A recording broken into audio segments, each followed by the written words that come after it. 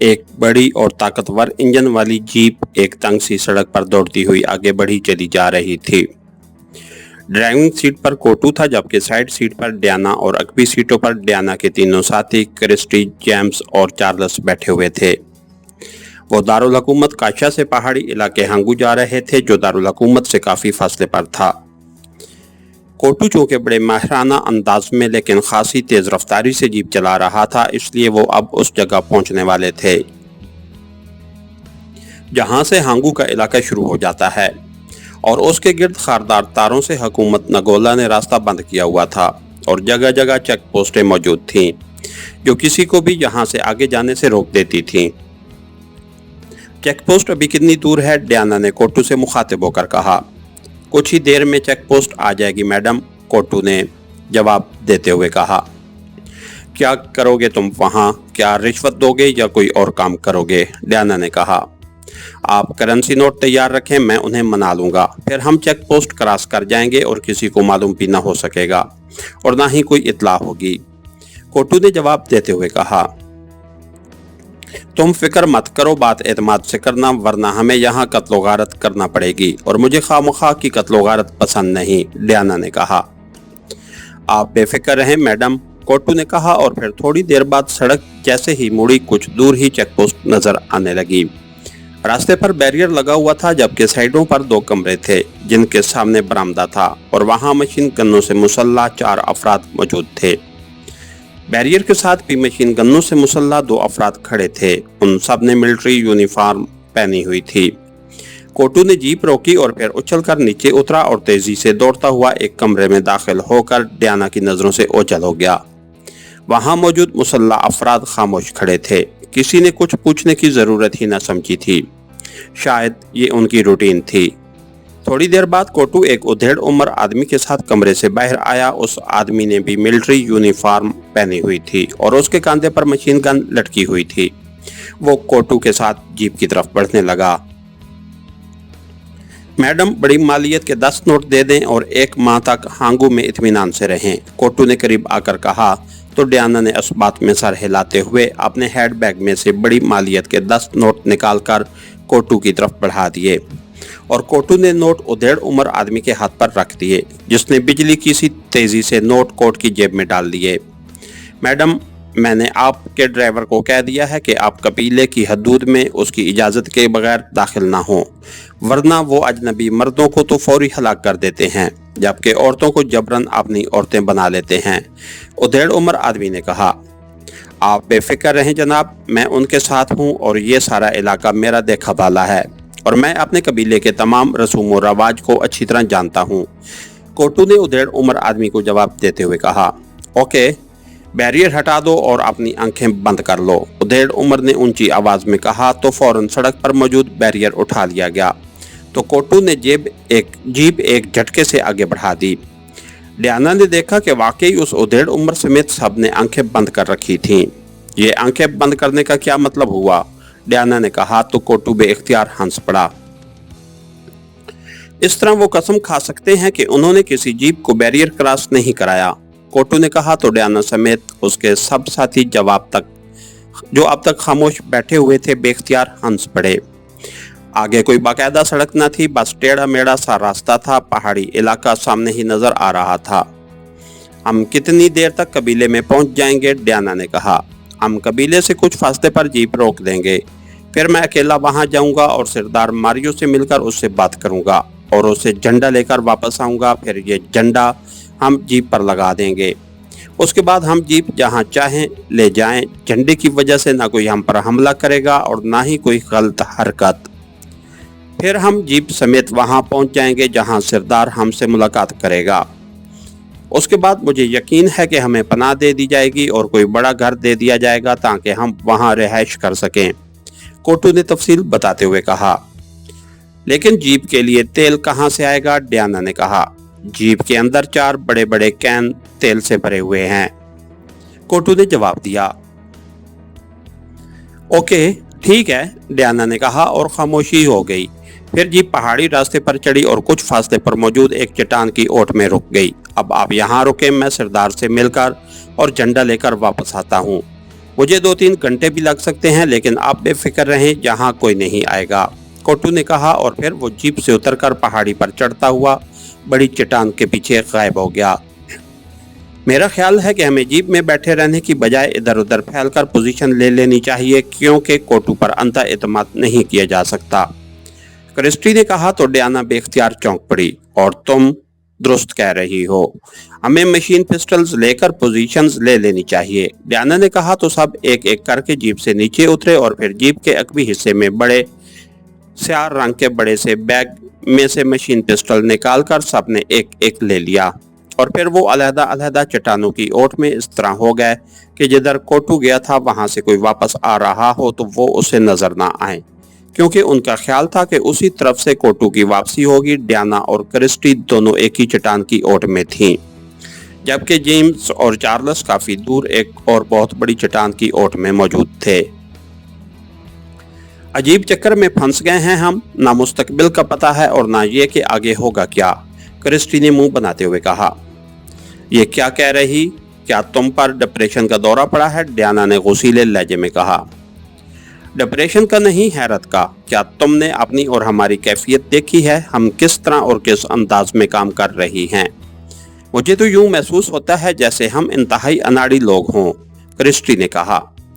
अजीब हो तुम क्रिस्टी, पहले हम जीप में बैठे थे तो तुमने खुद ही कहा कि पोजीशन संभाल लें, अब खुद ही तुम्हें उस पर इतराज हो रहा है, डियाना ने कहा। मैं ये बात नहीं कर रही, मैं ये कह रही हूँ कि हमने शायद जिंदगी में पहली बार किसी पर इस कदर एतमाद किया है कि एक लिहाज से अपनी जानें भी उसके हाथ में दे दी हैं। अब वो शख्स काबिल एतमाद है या नहीं, उस पर एतमाद करना हमाकत भी साबित हो सकता है, क्रिस्टी ने कहा। ये मिशन हमारा है, अब तुम खुद देखो कि वो हमें चेक पोस्ट से कैसे निकाल लाया है। तुम्हारा क्या ख्याल है कि हमें ऐसे अंदर आने दिया जाता? कभी नहीं, और अजनबियों से वो रकम लेने का भी रिस्क नहीं ले सकते, जबकि अपने आदमियों पर उन्हें एतमाद हो सकता है। कुछ नहीं होगा, घबराओ मत, डियाना ने कहा और क्रिस्टी होंठ खींच कर खामोश हो गई।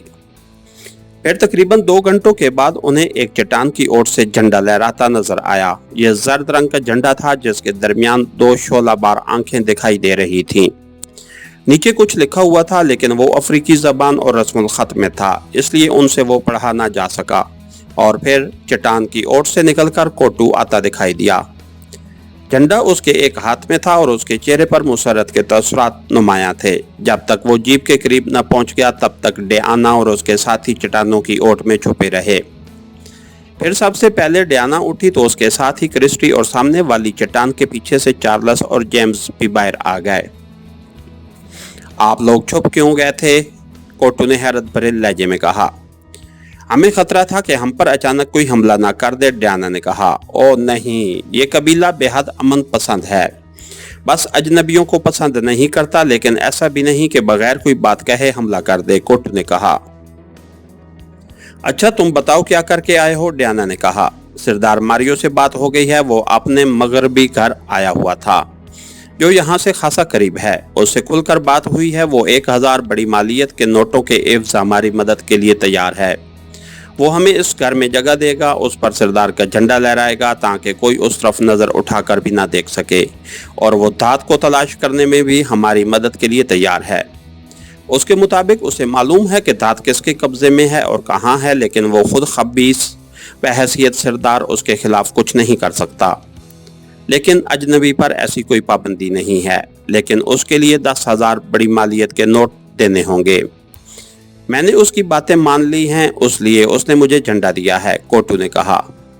सिर्फ बताने पर तो इतने नोट नहीं दिए जा सकते, वो उसके हसूल में हमारी मदद भी करे, डियाना ने कहा। उसने कहा है कि वो जिस आदमी के कब्जे में और जहां है वहां उसका हाथ नहीं पड़ता। वैसे सरदार मारियो पढ़ा लिखा भी है और बैरूनी दुनिया में रहकर तालीम हासिल करता रहा है, इसलिए आप उसे सिर्फ अफ्रीकी हबशी ना समझें। यही गनीमत है कि वो हमारे लिए काम करने पर रजामंद हो गया है। वैसे अगर आपको सौदा पसंद नहीं तो ख़त्म कर देते हैं, कोटू ने कहा। ओके ठीक है, चलो, डियाना ने एक लंबा सांस लेते हुए कहा। तो कोटू ने झंडे को एक रस्सी की मदद से जीप पर इस तरह बांध दिया कि वो दूर से ही लहराता हुआ नजर भी आए और खोलकर नीचे भी ना गिर जाए। फिर वो ड्राइविंग सीट पर बैठ गया, जबकि डियाना और उसके साथी पहले ही जीप में बैठ चुके थे। कोटू ने जीप आगे बढ़ा दी और फिर वो जीप को इस तरह चलाने लगा कि डियाना ने, जो अपने आप को माहिर ड्राइवर समझती थी, खौफ से आंखें बंद कर दी। लेकिन कोटू इस तरह इत्मीनान से जीप चला रहा था जैसे किसी आलमी रेस में हिस्सा ले रहा हो। फिर दूर से छोटे छोटे मकानात नजर आने लग गए जो वादी के अंदर चट्टानों से बने हुए थे। हर घर एक कमरे पर मुश्तमिल था, जिसके बाहर बरामदा था। मकानात पहाड़ी चट्टानों से बनाए गए थे और छत पर कोई घासनुमा चीज डाली हुई थी। एक बड़े से घर पर वैसा ही झंडा लहरा रहा था जैसा उनकी जीप पर मौजूद था। झंडा देखकर वो सब समझ गए कि यही सरदार मारियो का घर है और उन्होंने वहीं जाना है। फिर जीप ढलवान सतह से नीचे वादी में उतरने लगी तो वहां कई लोग जीप की आवाज सुनकर घरों से बाहर आ गए। इन नौजवान, बूढ़े, औरतें और बच्चे भी शामिल थे। वो सब सेहतमंद और ताकतवर जिस्मों के मालिक थे। जब तक जीप आगे न बढ़ जाती उस वक्त तक वो लोग देखते रहते और फिर वापस चले जाते। कई आदमियों के चेहरों पर डियाना ने जरहानापन भी देखा, लेकिन शायद झंडे की वजह से वो उन पर हमला न कर सकते थे। इन सब ने मखसूस अफ्रीकी लिबास पहना हुआ था। डियाना और उसके साथी सांस रोके बैठे हुए थे, क्योंकि जीप जिस तरह ढलवान उतर रही थी यूं लगता था कि वो किसी भी लम्हे उलटकर लड़कनियां खाती हुई नीचे वादी में जा गिरेगी। लेकिन कोटू वाकई हैरत अंगेज ड्राइवर था। उसका न सिर्फ स्टीयरिंग पर मुकम्मल कंट्रोल नजर आ रहा था, बल्कि ब्रेक और क्लच पैडल पर भी वो इतना ही दबाव डाल रहा था जिससे जीप का तवाजुन बरकरार रहे। आखिरकार वो सरदार मारियो के घर तक पहुंच ही गए। फिर वो जीप से नीचे उतरे तो कोटू भी नीचे उतर आया। जीप में हमारा असले का थैला और दीगर मशीनरी है, इसलिए जीप को लॉक कर दो कोटू, डियाना ने कहा। यस मैडम, कोटू ने कहा और फिर उसने जीप को लॉक करके चाबी डियाना के हवाले कर दी, जिसे डियाना ने अपने हैंडबैग में रख लिया। आइए मेरे साथ, कोटू ने कहा। ये लोग जीप को नुकसान तो नहीं पहुंचाएंगे, क्योंकि ये जीप को ऐसे देख रहे हैं जैसे जिंदगी में पहली बार ऐसी चीज देख रहे हों, डियाना ने कहा। नहीं मैडम, इस पर सरदार मारियो का झंडा मौजूद है और उसकी मौजूदगी में किसी को जुर्रत नहीं कि वो उसे हाथ भी लगा सके। अलबत्ता आपकी बात दुरुस्त है, जीप को शायद ये पहली बार देख रहे हों, क्योंकि पूरा इलाका मैसूर कर दिया गया है। ना ये लोग बाहर जा सकते हैं और ना ही कोई अजनबी अंदर आ सकता है। मेरा मतलब है कि अजनबी आदमी। मैं चूंकि इसी इलाके का हूँ, इसलिए मेरी तरफ कोई मुतवज्जे नहीं होता, कोटू ने जवाब देते हुए कहा। और फिर वो उनकी रहनुमाई करता हुआ उस घर की राहदारी को क्रॉस करके एक दरवाजे नुमा खिला से अंदर कमरे में ले गया।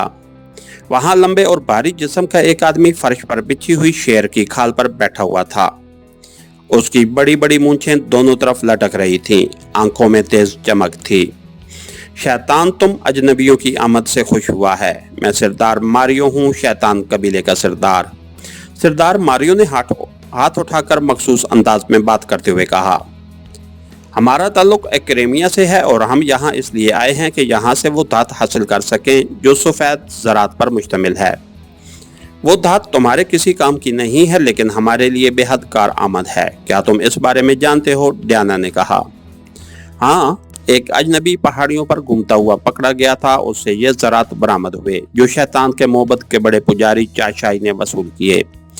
फिर वो आदमी गायब हो गया, लेकिन हमें बताया गया कि उसकी लाश देखी गई है और उसे गिद्धों ने खाकर चट कर लिया और ज़रात पुजारी के हाथ लग गए। उसने इन ज़रात की मदद से अंडिया को तेजी से फिजा में उड़ाया और उसे अपना कमाल बताया। उसके जवाब में एक जरे से मैंने अपने नेज़े को बहुत दूर मौजूद पहाड़ी की चोटी तक पहुंचा दिया, जो बज़ाहिर नामुमकिन था, सरदार मारियो ने कहा। तो वो ज़रात अब कहाँ हैं? क्या तुम लोगों ने इस धात कलासियम को इस तरह हंडिया और नेज़े चलाकर ज़ाया कर दिया है? डियाना ने गुस्सीले लहजे में कहा। नहीं, ऐसी कोई बात नहीं है। ज़रात बड़े पुजारी के कब्जे में हैं। मैं उसके पास गया था, अपने साथ 4 छोटे सरदारों को भी ले गया था।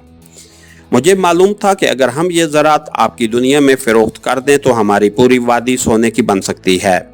लेकिन बड़े पुजारी ने शैतान की तस्वीर पर हाथ रख कर और शैतान की कसम खाकर ये कहा कि उसे इन ज़रात के बारे में इल्म नहीं है। उस आदमी को मालूम था, लेकिन वो भाग गया और फिर उसकी लाश सामने आई और बड़ा पुजारी शैतान की कसम खाकर झूठ नहीं बोल सकता, सरदार मारियो ने कहा। शैतान का तो काम ही यही है, वो क्यों झूठी कसम नहीं खा सकता, डियाना ने कहा। तुमने पहली बार ये अल्फाज कहे हैं, आइंदा कभी मुंह से ऐसे अल्फाज मत निकालना वरना तुम सबकी लाशों को गिद्ध खाएंगे। सरदार मारियो के लहजे में यकलख्त सख्ती सी आ गई।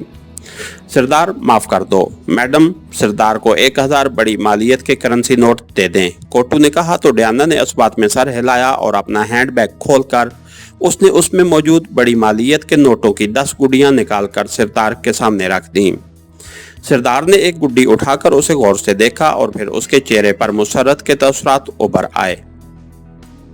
ठीक है, सरदार ने करेंसी नोट उठाकर अपने अकब में रखते हुए कहा, अब आप यहाँ रह सकते हैं, पूरे कबीले में घूम फिर सकते हैं और शैतान के मोहब्बत में भी जा सकते हैं। मैं ऐलान करा देता हूँ, आपको कोई कुछ नहीं कहेगा, लेकिन अगर आप या आपके साथियों ने हमारे कबीले के किसी इंसान, घर या शैतान के मोहब्बत को कोई नुकसान पहुंचाया तो हमारा मुआहदा ख़त्म हो जाएगा और फिर तुम्हारे और तुम्हारे साथियों के टुकड़े उड़ा दिए जाएंगे। और हाँ कोटू, वो 10,000 बड़ी मालियत के नोट कहाँ हैं? वो अब तक क्यों नहीं दिए गए? सरदार मारियो ने कहा। उसके लिए शर्त ये है सरदार कि तुम हमें बताओगे कलासियम धात कहाँ और किसके कब्जे में है, और ये बात सच होनी चाहिए, डियाना ने कहा। मैं शैतान की कसम खाकर कहता हूं कि जो कुछ मैं कहूंगा वो सच होगा, और मैं ये बता दूं कि सफेद ज़रात कलासियम धात बड़े पुजारी चाशाई के कब्जे में है। इस बारे में कुछ बताना या ना बताना उसकी मर्जी है, हम उसे मजबूर नहीं कर सकते, सरदार मारियो ने कहा। ये कलासियम धात अगर बड़े पुजारी के कब्जे में है तो यकीनन उस मोबिद के अंदर ही छुपाई गई होगी और बड़े पुजारी को बताना पड़ेगा, डियाना ने कहा। ये तुम्हारा काम है, मेरा नहीं। मैंने कसम खाकर बता दिया है, अब वो 10,000 बड़ी मालियत के करेंसी नोट मेरे हवाले कर दो, सरदार मारियो ने कहा तो डियाना ने लेडीज बैग की जिप एक बार फिर खोली और उसके बड़े से खाने में से बड़ी मालियत के करेंसी नोटों की पहले से 10 गुना ज्यादा तादाद में गुड़ियां निकालकर उसने सरदार मारियो के सामने रख दी, जिन्हें सरदार मारियो ने उठाकर गौर से देखने के बाद तमाम गुड़ियां अपने अकब में रख लीं। ये बात सुन लो कि तुमने बड़े पुजारी पर कोई हमला नहीं करना, वरना ये कबीला तुम्हारी बोटियां उड़ा देगा। हाँ, ज़बानी तौर पर उससे जो मर्जी कह देना, सरदार मारियो ने कहा। ऐसे ही होगा, डियाना ने जवाब दिया। कोटू, मेरे साथ आओ और ये गुड़ियां उठा लो, मेरे घर तक पहुंचाकर तुम वापस आ जाना। मैं तुम्हारी मौजूदगी में ऐलान करा दूंगा और पूरे कबीले में ये इत्तला पहुंचा दूंगा कि मैंने तुम्हें और तुम्हारी जीप को पनाह दे दी है। अब तुम जहां चाहो घूम फिर सकते हो, सरदार मारियो ने कहा। सरदार, ये बड़ा पुजारी किस वक्त मोहब्बत से बाहर मिलता है, डियाना ने कहा। वो अपनी मर्जी का मालिक है, सरदार मारियो ने जवाब दिया और दरवाजे की तरफ बढ़ने लगा। उसके पीछे कोटू था जिसने एक कपड़े में करेंसी नोटों की गुड़ियां बांध रखी थीं। यहाँ हमारे रहने के लिए ना बिस्तर है, ना पानी, ना वाशरूम, हम यहाँ कैसे रह सकते हैं, डियाना ने कहा। यहाँ ये सब कुछ है, ये मेरा घर है। कोटू के साथ मैं अपना खास आदमी भेजूंगा, वो तमाम इंतजाम कर देगा, सरदार मारियो ने कहा और कमरे से बाहर निकल गया। उसके पीछे कोटू भी था। अब हम यहाँ तक तो पहुँच गए हैं, अब आगे का क्या प्लान है, क्रिस्टी ने कहा। ये सरदार मारियो शैतान की कसम खाकर झूठ नहीं बोल सकता, इसलिए हमें पुजारी को घेरना होगा। उसे उसके तसव्वुर से भी ज्यादा रकम की ऑफर करके हम उससे तमाम धात हासिल कर लेंगे, डियाना ने कहा। मैडम, शैतान तो खुद दूसरों को धोखा देना सिखाता है, फिर ये कैसे हो सकता है कि शैतान की पूजा करने वाले झूठ ना बोलें, चार्ल्स ने कहा। हमारे पास और कोई रास्ता भी तो नहीं है, इसलिए हमें बहरहाल उसी रास्ते पर आगे बढ़ना है, डियाना ने कहा तो इस बार सबने इस बात में सर हिला दिए। इसके साथ ही हमारी आज के एपिसोड का इख्तिताम हुआ। कहानीकर चैनल को लाइक कीजिए, सब्सक्राइब कीजिए और बेल आइकन को प्रेस कर दीजिए ताकि हर आने वाली नई वीडियो आप तक बर वक्त पहुंच सके। शुक्रिया।